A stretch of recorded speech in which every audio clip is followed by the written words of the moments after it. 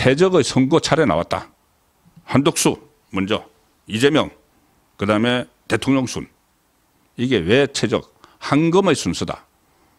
제가 그렇게 이름을 붙이고 싶습니다. 왜 그런가 하면은 이게 절대적으로 윤석열 대통령에게 유리한 그런 정황이 되기 때문입니다. 먼저 헌재가 원래 오늘 아니면 오늘 이 윤석열 대통령의 선거 기회를 발표를 할 것이다. 자판은 계속 오늘 하고 있죠. 어쨌든 이재명의 선거법 2심이 나오는 26일 이전에는 결정이 나와서 윤석열 대통령이 파면이 돼야지. 이재명 입장에서는, 이재명 일당 입장에서는 윤석열 대통령이 파면이 돼야지. 그 적시, 선거하는 적시 파면됩니다. 그러면은 바로 60일 이내에 대통령 선거를 치러야 되니까 바로 선거체제로 선관위가 바로 들어가죠. 그러면 그때부터 이재명은 나름대로 꼼수가 있습니다. 나름대로 보관이 있습니다. 당 대표직을 바로 던집니다. 바로 던지고 예비후보 등록을 하죠. 선관위에. 그러면은 어쨌거나 지지율 1위를 넣어놓은 야당의 유력한 대선 주자가 예비후보 등록을 했는데 대선에 선거를 26일 날 할 수 있겠느냐. 이게 이제 가장 큰 그림이죠. 선거를 하더라도 선거를 아예 뒤로 미루거나 선거를 하더라도 피선거권 박탈형을 못 때릴 것이다. 이게 이재명의 시간표였습니다. 그래서 마흔역을 투입을 해서라도 그러니까 문형배 헌재소장이 지금 도저히 이제 안 된다. 이 기각은 그러니까 인용은 물건을 갖다 마흔역이라도 혹시 들어오면은 어떻게 될지 모르지만 이런 이제 정보 같은 것을 이재명이 다 들었으니까 마흔역을 임명하지 않는 최상목 대행에게 협박을 막 했죠. 협박. 몸조심해. 조폭 같은 협박을 했습니다. 그 과정도 잠시 후에 제가 말씀드릴 텐데 어쨌든 그 상황에서 오늘도 그 좌파 진영에서는 윤석열 대통령에 대한 선거 기일이 나와야 된다 이러고 있는데 전혀 예상 밖으로 오늘 오후에 한덕수 총리에 대한 파면 여부를 선고한다. 그러니까 인용이든 기각이든 각하든 이게 헌재에서 발표를 했습니다. 24일 월요일이죠. 월요일 오전 10시에 한덕수 파면 여부를 선고한다. 그런데 윤석열 대통령 탄핵 사건 선고 기일에 대해서는 헌재가 또 이것도 이례적으로 발표를 했습니다. 이번 주에 선고 없다. 그리고 이번 주에 선고 기일 지정도 없다. 이번 주 주말, 그러니까는 뭐 토요일, 일요일은 빼고라도 금요일, 내일이라도 선거 기일을 지정을 해야지 다음 주 초에 하죠. 월요일이나 화요일 날 할 텐데. 왜 그러냐면은 이게 모든 제가 조금 전에 말씀드린 안전조치 이런 것 때문에 한 3일 전에는 선거 기일을 지정을 해야 됩니다. 자, 그런데 내일 금요일이라도 선거 기일을 지정을 하면은 다음 주 월요일이나 화요일이 가능한데 월요일에 이제 한덕수가 있으니까 월요일은 안 되죠. 그럼 이제 화요일이라도 가능한데 선거 기일 지정은 이번 주에 없다고 했습니다. 내일도 없습니다. 그러면은 월 하는 안 되는 거죠.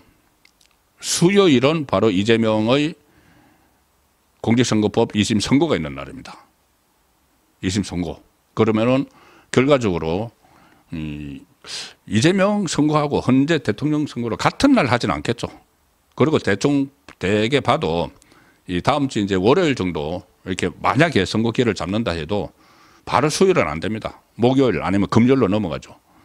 금요일은 지금까지 전직 대통령들 계속 이제 금요일에 선거를 했기 때문에 금요일로 갈 가능성이 있다. 이런 이야기까지 지금 나오는 상황이라서 오늘 한덕수 총리에 대한 선거 기일 발표가 상당한 의미가 있다. 일단 이재명에 대한 그 1심 선거보다 이재명의 법원 2심 선거보다 윤석열 대통령의 헌재 선거가 뒤로 가버렸기 때문에 그 최은정 재판부가 항소심 재판부가 다른 거 정치적인 고려하지 않고 만약에 윤석열 대통령이 인용이 돼 있고 그 다음에 선고를 하게 되면은 이재명이 예비 후보로 등록을 해버리면 골치 아파질 수가 있는 거죠. 그런데 이제 그거 생각 안 해도 되는 겁니다. 그거 생각 안 하고 1심 그대로 선고를 하면 되는 겁니다. 1심에서 징역 1년 집행유예 2년 놓은 거.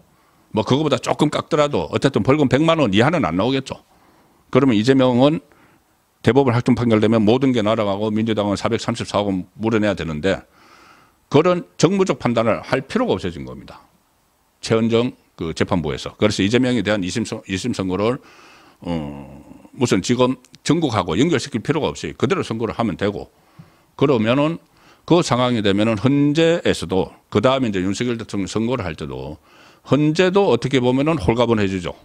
왜냐하면은 이재명이 사실심 1심, 2심에서 전부 다 자격 박탈령을 받았고 이제 대법원 확정 판결만 나오면은 피선거권이 박탈이 되는데 아무리 좌파 성향의 판사들이라도 뭐 그렇게 좌파 성향 판사들이야 재판관들이야 뭐 그래도 뭐 윤석열 대통령 탄핵 쪽에 무게를 실을지 모르지만은 거기에 있는 그 3명 또는 4명의 이 소위 말하는 기각파, 탄핵 기각파들은 충분한 명분을 얻을 수가 있는 거죠.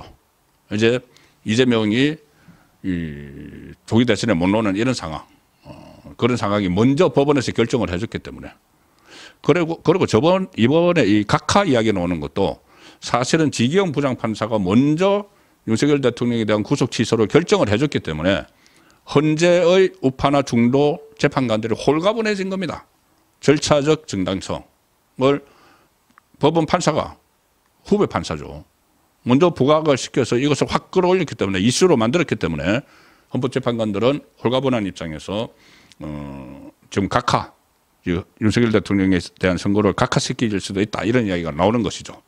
자 그래서 결과적으로 이게 최적의 선고 차례가 났다는 말씀을 드리는 것이고 자 한덕수는 어떻게 될 것인가? 한덕수는 이걸 기각을 안 하면은 정말 헌재가 이상한 겁니다. 그 전에 지금 8대 0으로 얼마 전에 최재해 감사원장 또 이창수 서울중앙지검장 비롯해서 검사 3명 전부 다 8대 0으로 기각했죠. 이것도 법조인들이 보면은 이것은 완전히 윤석열 대통령에 대해 그 대통령을 탄핵하고 나서 대통령 권한 대행을 맡은 한덕수 총리를 길들이기 위해서 그때 탄핵을 했습니다. 표면적으로는 뭐 몇 가지 이유를 무슨 뭐 탄핵을 하는 이유를 들었죠. 이유를 들었는데 그것들이 그러니까 뭐 내란 공범이다. 뭐 내란 공범 그냥 내란 몰이를 했고 또 국회 출전 헌법재판관 후보자 임명을 거부했다. 이게 핵심입니다. 그때 3명을 마은혁을 포함을 해서 빨리 3명을 그 좌파가 2명이죠. 마은혁하고 정계선 이 국민의힘 출신 조한창 그 후보자도 있었지만은 이 정계선과 마은혁을 집어넣어야지 윤석열 대통령 탄핵을 가능하게 되니까 이 셋 다 임명을 하라고 막 그 몰아쳤는데 한덕수 총리가 하지 않았죠.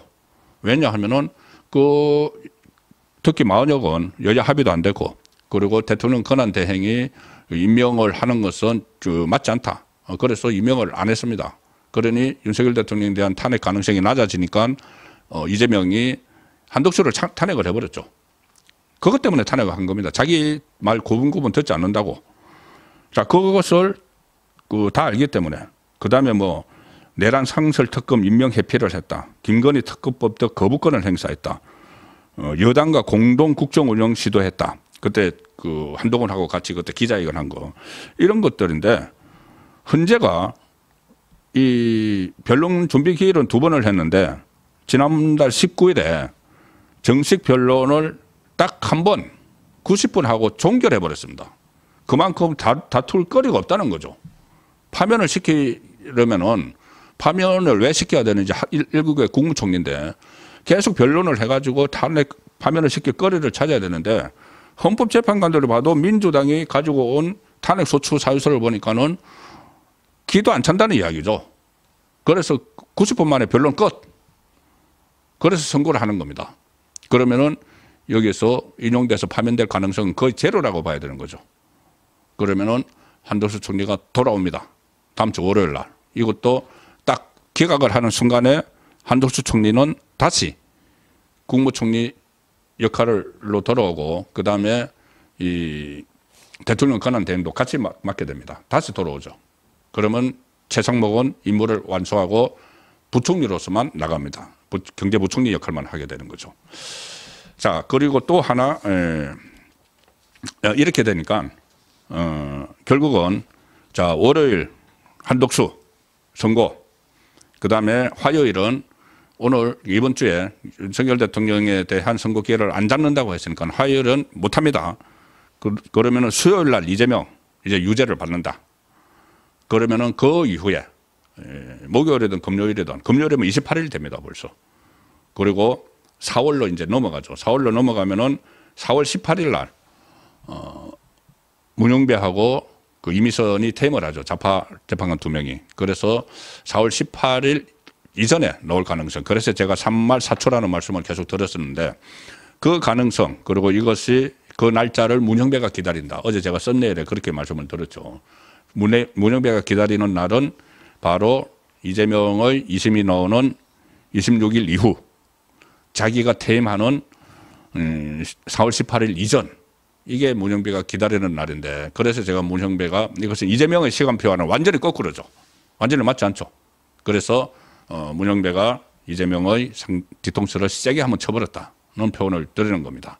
그리고 실제로는 4월 18일 그 두 사람이 퇴임할 때까지도 결론을 안 내릴 것이다. 윤석열 대통령에 대해서. 그런 이야기도 바닥에 놓고 있습니다.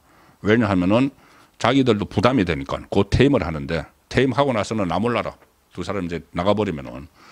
그래서 그 4월 18일 이후로도 갈 수 있다. 윤석열 대통령 탄핵 그 심리는, 선고는 그런 분석까지 나오는데, 어쨌든 거기에 대해서는 여러 가지 또 마흔역을 투입하는 문제 변수가 많은데, 결과적으로는 이재명의 선고보다 윤석열 대통령의 선고가 뒤로 갔다. 이것은 상당한 의미가 있는 겁니다. 한검 순서, 그리고 특히 그 앞에 한덕수 총리가 권한 대행으로 다시 복귀를 하는 것도 이거 굉장히 이 절차상으로 보면은, 순서상으로 보면은 상당히 청신호다, 이렇게 분석이 됩니다.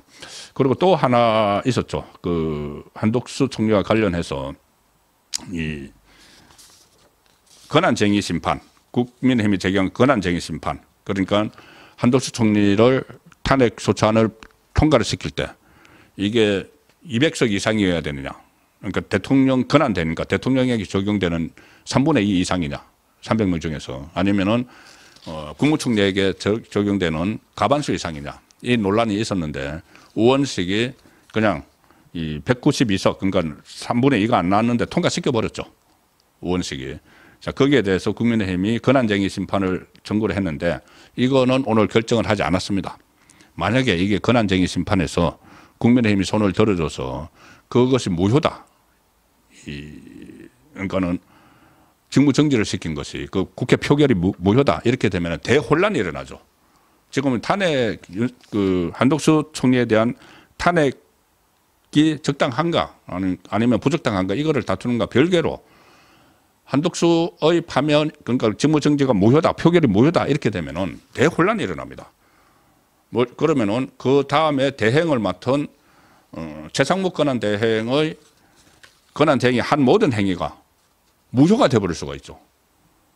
조한창, 정계선 2명을 임명한 것까지 다 무효가 되어버릴 수가 있기 때문에 대혼란이 일어나니까 아예 헌재가 이 부분은 오늘 결정을 안 하고 선고를 내리지 않고 한덕수 이것은 이제 계속 뒤로 미룰 겁니다. 함께 이루어지지 않는다. 그러니까는 월요일 날 한덕수 총리 탄핵 소추와 관련해서 제기한 권한쟁의 심판에 대한 결정은 월요일 날 함께 이루어지지 않는다는 것이 지금 세계일보의 단독 취재에 의해서 조금 전에 확인이 됐습니다. 큰 혼란이 예상되니까는. 어쨌든 이 결과로 한덕수 총리는 돌아오게 되는데, 지금 민주당은 발칵 뒤집혔죠. 오늘 그 한덕수 총리 탄핵 선고를 24일 월요일 오전 10시에 하기로 결정한 데 대해서 민주당은 뭐 수석 대변인을 비롯해서 브리핑을 하고 지금 난리가 났습니다. 강한 유감을 표한다. 윤석열 한덕수 총리 탄핵 소추안에 대한 선고 기일이 윤석열에 대한 선고 기일보다, 이 민주당은 요즘 윤석열 이렇게 합니다. 대통령 안 붙입니다. 문제 잡힌 데 대해서 강한 유감을 표한다. 선입 선출을 어기고 윤석열보다 먼저 한덕수에 대해 선고하겠다는 것인가. 그리고 헌재가 원칙을 지키지 못하고 정치적 주장이 흔들리고 있다. 이거는 처음에 헌재가 좌파에 흔들리고 있다는 이야기를 계속 했었죠. 근데 지금은 오히려 이 헌재가 자기 뜻대로 되지 않으니까 왜 뜻대로 되지 않느냐 하면은 그 문영배가 변심을 했다기보다는 문영배가 상황을 견디지 못하는 거죠. 헌재 안에서 일어나고 있는 상황. 우파 그 성향의 우파 가치를 지키는 재판관들, 그러니까 윤석열 대통령을 탄핵하면 안 된다는 재판관들이 수도 늘어나고 입김도 강하고 논리도 완벽하니까 문영배가 어쩔 줄 못하는 겁니다. 그러니까는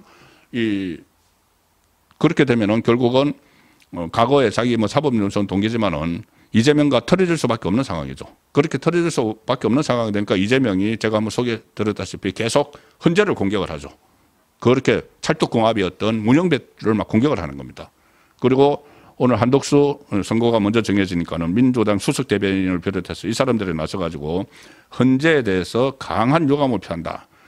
윤석열보다 먼저 한덕수를 선거하겠다는 것인가? 선입 선출을 어기고 이 말도 안 맞죠. 그러니까 먼저 됐으면은 먼저 선거를 해야 된다는 건데 이 국회에서 탄핵 소추안이 발의된 거는 뭐 윤석열 대통령이 먼저 됐죠. 12월 14일이고 이 한덕수 총리는 12월 27일이니까 먼저 됐지만 조금 전에 말씀드렸다시피 윤석열 대통령은 변론을 10일차까지나 하고 한덕수는 변론 한 번 했죠. 그럼 이제 변론을 끝나고 나서 선거하는 그것을 기준으로 해야 하면은 이 선입선출이 맞는 거죠. 한덕수가 변론을 먼저 끝냈으니까는 2월 29일, 윤석열 대통령은 6일 후인 2월 25일. 그럼 한덕수 먼저 하는 게 맞죠. 자, 그래서 이것은 이 민주당이 이렇게 발칵 뒤집힌 것은 이 결과가 이재명에게 절대 불리하기 때문이다. 그리고 정치적 주장이 흔들리고 있다. 헌재가. 이거 참 완전히 헌재 상황이 변한 겁니다. 그러니까 우파의 주장이 흔들리고 있다. 이 이야기를 지금 하는 거죠. 조국 당 대변인도 이 헌법재판관들이 지나치게 정치적 정무적 판단을 하고 있다는 비판에 귀 기울여라. 갑자기 정무적 정치적 판단, 이게 원래 자기들 편이었는데 왜 우리 말대로 안 하느냐. 못하는 거죠. 문영배가 위세에 놀려서. 그리고 아무리 봐도 절차적 정당성을 자기들이 위반을 했기 때문에 내란죄 것을 쏙 빼버린 거 이런 것을 비롯해서 그러니 우왕좌왕하는 이 갈팡질팡하는 상황이 되고 있다는 말씀입니다.